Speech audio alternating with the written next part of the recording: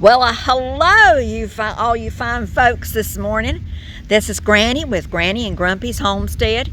And as you can see, I'm outside. Grumpy and I are going to be working this morning on the raised beds. This is part 2 of the raised beds. We have a truck, and I'm going to turn it around so you can see it. You'll notice that the back end of it is kind of low. See that big old Ford truck? Well, it's almost completely on the axles. So it's loaded with 1.5 cubic yards of compost. And so he's going to be putting that in these raised beds that he's been working on straightening out. We wanted it so that both ends of the raised beds, because these are going to be permanently put in place, he has layered them in plastic so that they will last as many years as possible. He may have to take them up and relayer them in plastic in about 3 years or 2 years, but we're hoping for the best. This is good plastic, so we're hoping that it's kind of like greenhouse plastic. We're hoping it'll last a while. At the end, which you'll see as I point my finger way down there at that end, there is enough area. There's 12 feet before you have the drop off where we could drive the truck or our car, our little car, through there. And as you can see very, very little bit of the white car right there. Bob's gone down there to get the stakes that he has to put into the raised beds here in order to keep them from moving and when it rains so they don't float. The end that I'm sitting on, back around so you can see this very strange face. Today, the end that I'm sitting on, there is 13 feet between the raised bed and the dog fence behind me. I will be able to see Sadie as well, and she's so cute. I'm not sure you can see her, but she's there on the ground. See, she's rising for the occasion.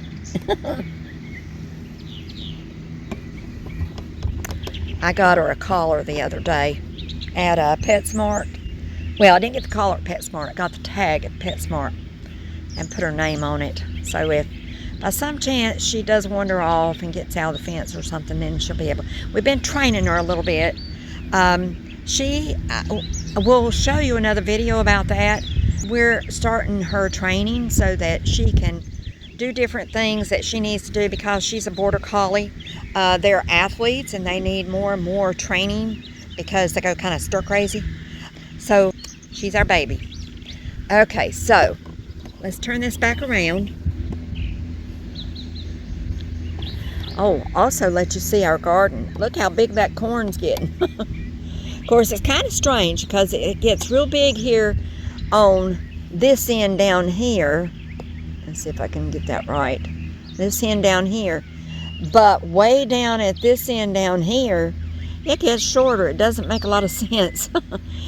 Bob has eaten several of the tomatoes that are on the vines. He's eaten them. They're all the little cherry tomatoes. All these fruits, you know, I know that the Indians were the ones who told the white men about the American natives that they should put a fish under each one as a fertilizer. And that's what we did with all these big plants. And I'm telling you, it works. Now, we also have a lot of other things on it. It's not just that. But, you know, we've balanced out our soil and everything. And all our plants, they're just getting bigger and bigger and bigger and bigger. And the fruits, I can't even begin to tell you how many peppers are on these pepper plants. And then the tomatoes, the amount of tomatoes on even the small plants of the tomatoes have a lot on them.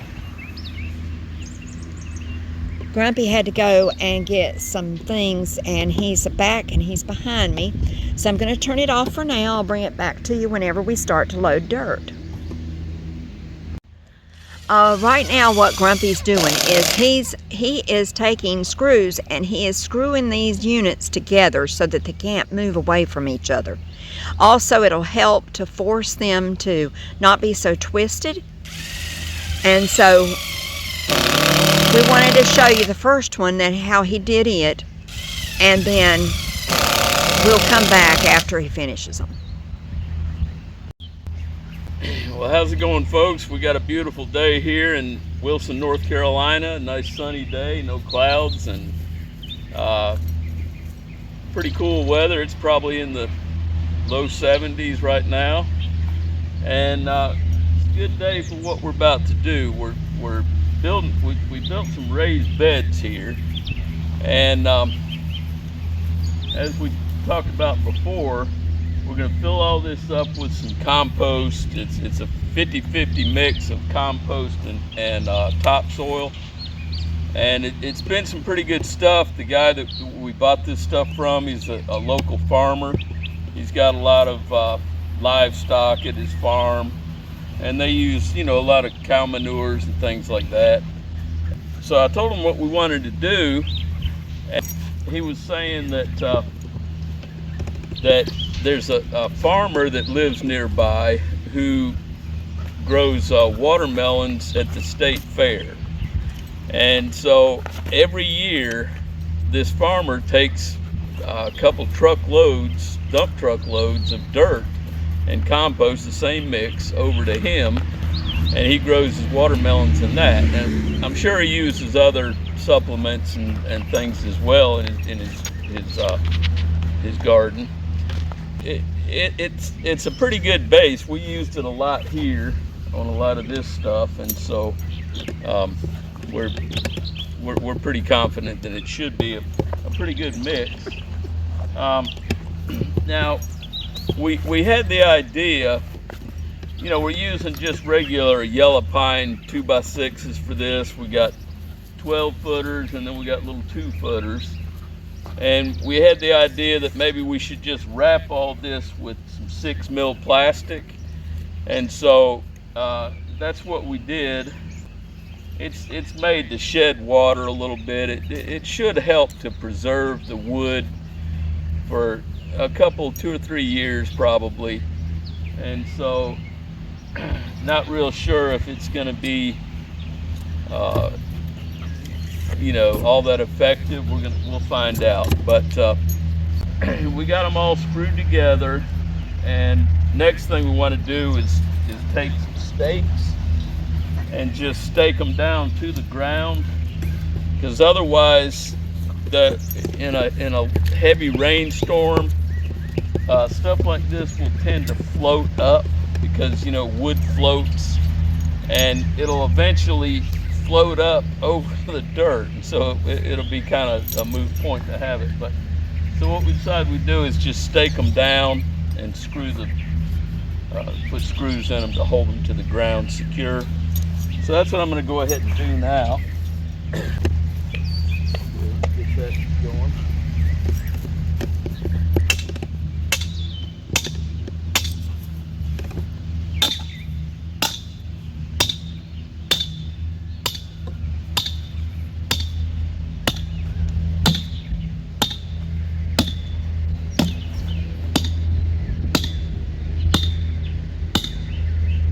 I don't think we're going to move these anytime in the near future.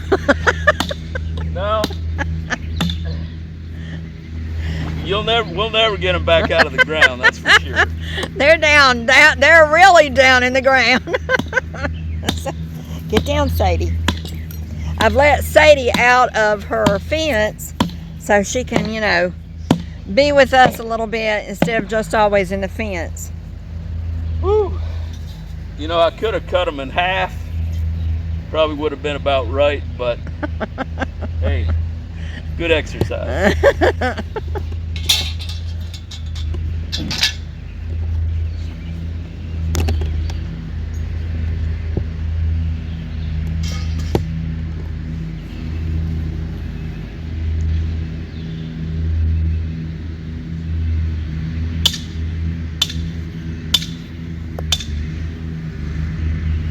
Sadie, you stay here.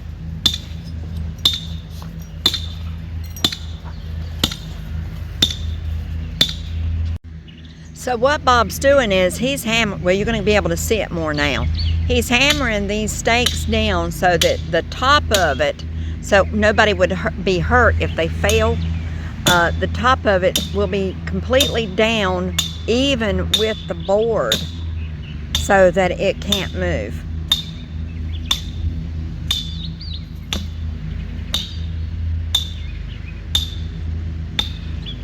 Man, that's some hard work, let me tell you. If he depended on Granny to do that, he'd never get anything done. It's hard enough for me just to pick up the sledgehammer without doing what he's doing. That was a little stubborn. And that's a 72-year-old man. It's working hard.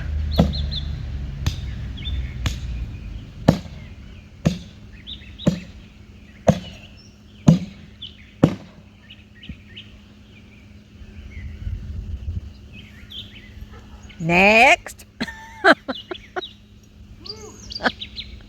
Are you tired yet?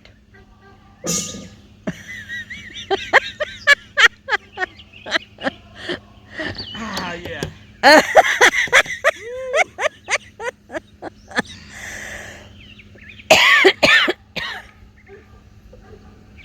Sadie's got to go see what's going on with Grumpy.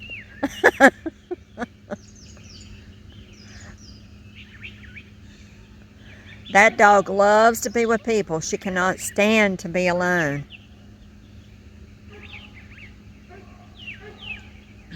All right, uno más.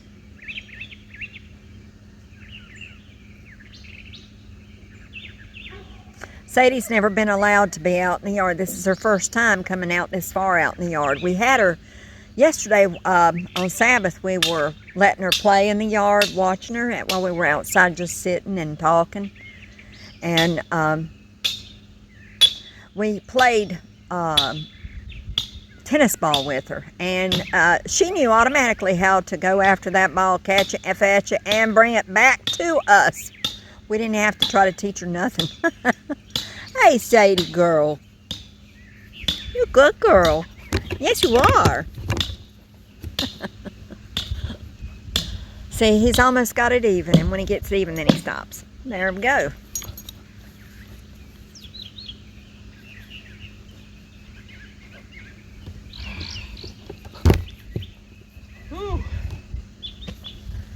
Well, now I think you ought to go out and do that for the neighbors, too. No.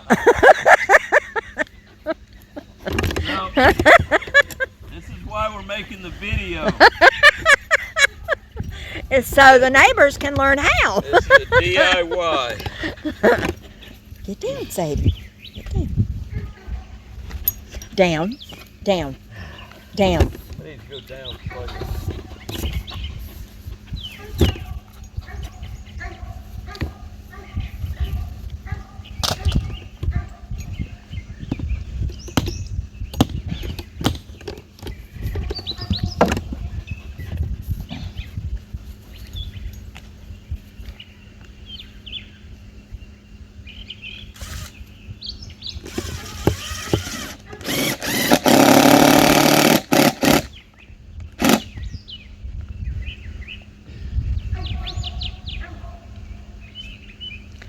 So what he's doing is he is taking a large screw and putting it through the stakes that he put through the wood.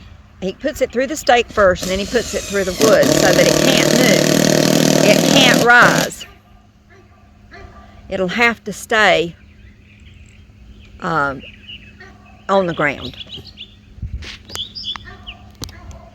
We're not in floodplain or anything like that, but we have had a lot of rain this spring and this year, and he just wants to have a safety precaution because this is a lot of hard work. He doesn't want to have to come back out here one day and see it, that it's risen, and him have to try to get it back down on the ground. So this works. I'm going to drive that one down a little bit more. Yeah.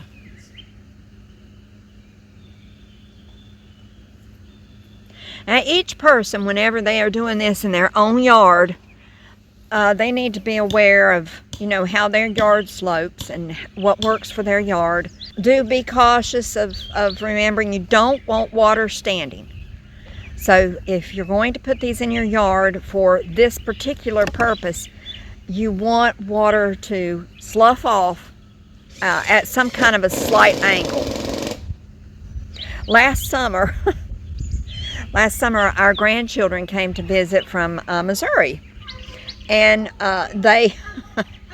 we had this same setup. It was just watermelons basically, and different kinds of melons. And when they came, it was really hot during the hot part of the summer, and we took the where the plants had not grown out on the tarp yet. We took water from the hose and we let them play with the water and the hose on the tarp, and because it was on a slope, we put some Dawn dish detergent out on it, and they had a blast. And I'm telling you, we did this for like several hours till the parents and grandparents were wore to a frazzle. It was fun though. It was. Everybody enjoyed it. And they're coming again near the end of June. When they come, these plants will not have grown out long enough, so they'll be able to do this again this summer and enjoy being out in our yard.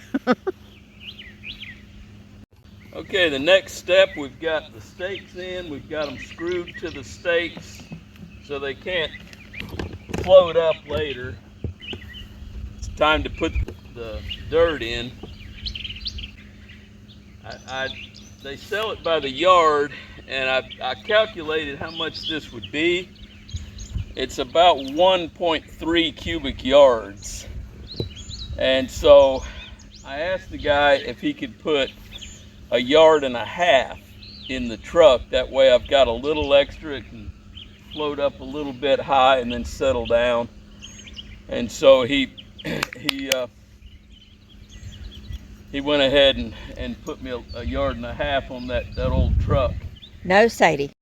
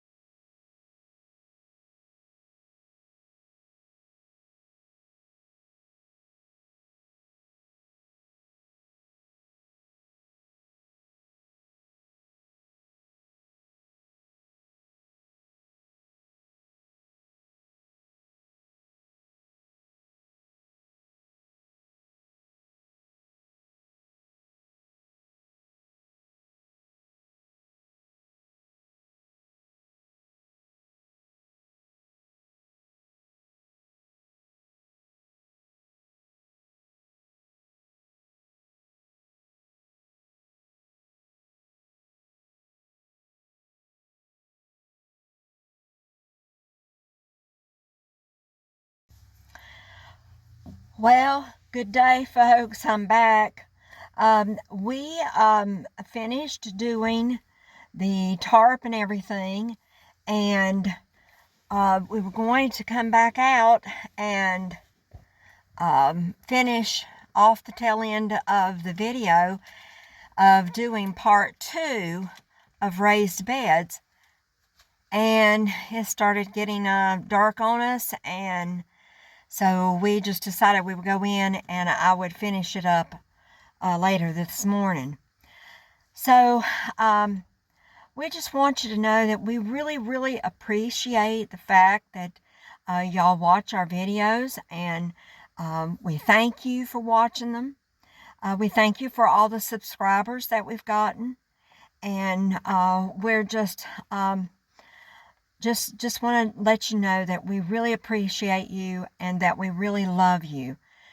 You are a child of the King, and God loves you with an everlasting love. And I've said this to you before, but I want you to really believe this. Those of you who don't believe, or who have fallen by the side, or you're just not sure you believe, that Jesus does love you, and He cares very much about you. And not only do we love you because He lives in our hearts, but He loves you and He wants you to be His son or daughter. Now, you are His son or daughter because He's your creator, but He wants you to be, by choice, that you be His son or daughter. And so I hope that you'll think about what I'm saying, and that don't ever think that whatever you've done is too bad that you can't come to Him. He will forgive anything. He loves you. And He wants you to come to Him and ask forgiveness and let Him come to live in your heart. So y'all have a blessed day today. We thank you so much again for watching our videos. And we'll see you tomorrow for part 3. Have a blessed evening. Bye-bye.